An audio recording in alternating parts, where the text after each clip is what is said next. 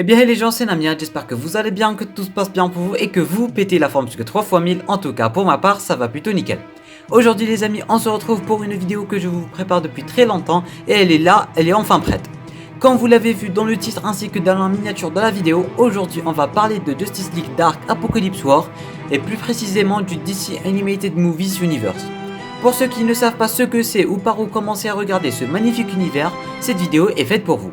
Du coup, avant qu'on ne commence, n'oubliez pas de me soutenir en laissant un petit pouce bleu. Si vous êtes nouveau, n'oubliez pas de vous abonner à la chaîne YouTube ainsi que d'activer les notifications. Pour ceux qui ont Discord, n'hésitez pas à jeter un petit coup d'œil en description. Vous trouverez un lien vers un serveur Discord 100% francophone où vous trouverez des liens vers des épisodes, des soirées, des débats, bref, un tas de trucs. Alors je vous invite à aller voir ça.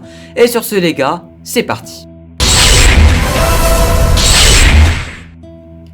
Du coup, avant qu'on ne parle du tout dernier film qui clôture cet univers-là, revenons d'abord aux bases. Le DC Animated Movies Universe, c'est quoi?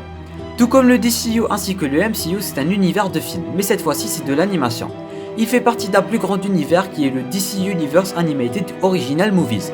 Lui, il regroupe tous les films animés de DC Comics depuis 2007. Et la majorité des films n'ont ni chronologie ni rapport avec les autres, sauf ceux du DC Animated Movies Universe. Et en 2013, avec le film Justice League Flashpoint Paradox, qui est un film qui reprend les comics du même nom, avait mis en place suite à ces événements le DC Animated Movies Universe. Celui-ci relatera une bonne partie des comics New 52, qui eux aussi dans les comics ont eu lieu après le comics Flashpoint qui a reboot tout DC Comics. Maintenant que vous savez un peu plus sur ça, parlons maintenant chronologie. Comme la plupart d'entre vous le savent, Flashpoint est une réalité alternative que Barry Allen avait créée en servant sa mère dans le passé, ce qui alterne le présent et du coup crée une toute nouvelle réalité alternative ou bien une toute nouvelle timeline. Celle-ci est nommée Flashpoint, où Bruce a été tué à la place de ses parents, où sa mère est le Joker, son père est devenu Batman, Superman n'a pas atterri dans Smallville et Aquaman et Wonder Woman sont en guerre. Bref, c'est un peu trop la merde. Du coup, il décide de revenir vers le passé et laisser sa mère se faire tuer, et du coup créer une nouvelle timeline, celle où se place cet univers-là. Maintenant, dans quel ordre regarder ces films-là? Cette fois-ci, je vais éviter de spoil vu que vous connaissez l'origine de cet univers qui commence par Flashpoint et se termine par Apokolips War.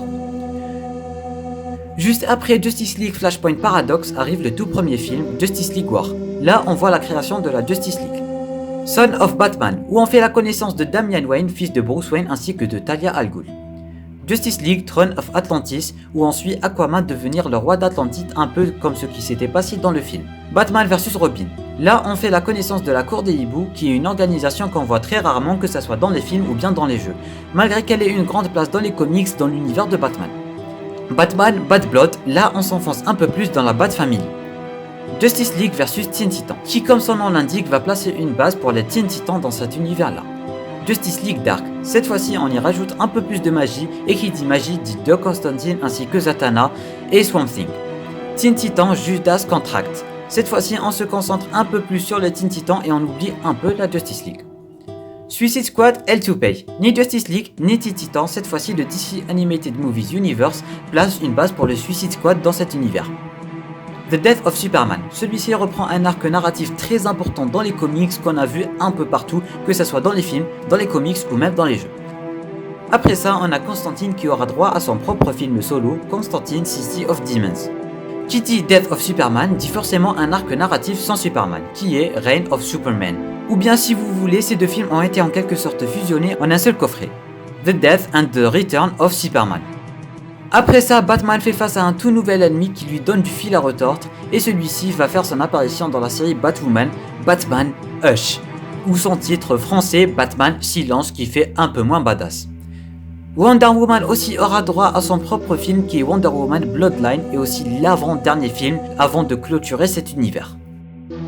Et pour finir, le tout dernier film qui mettra un terme au DC Animated Movies Universe, Justice League Dark Apokolips War, où clairement l'enjeu est beaucoup trop grand, le film est placé R-rated, l'ennemi est beaucoup trop fort, il y a du sang, il y a des pertes et il y a de l'émotion. Je vous préviens, c'est l'un des plus grands films de super-héros de tous les temps. Il peut facilement concurrencer Endgame ou bien Crisis on Infinite Earths, sans exagération. On voit très bien que c'est un peu la merde, tout est perdu, c'est super violent et rempli de sang. On voit que c'est la bataille finale qui décidera du sort de l'humanité, si les pertes sont énormes et l'espoir n'est plus. Celui-ci est sorti il y a à peine quelques jours ou bien quelques semaines, ça dépend du moment où je tourne cette vidéo, et foncez le regarder, vous ne serez pas du tout déçus. Maintenant qu'on a fini avec tout ça, parlons un peu du futur de cet univers, et je vous préviens, pour pouvoir se projeter un peu vers le futur, je vais devoir spoiler. La Warner nous a confirmé que ce film allait mettre un terme à tout cet univers qui a été créé après Flashpoint.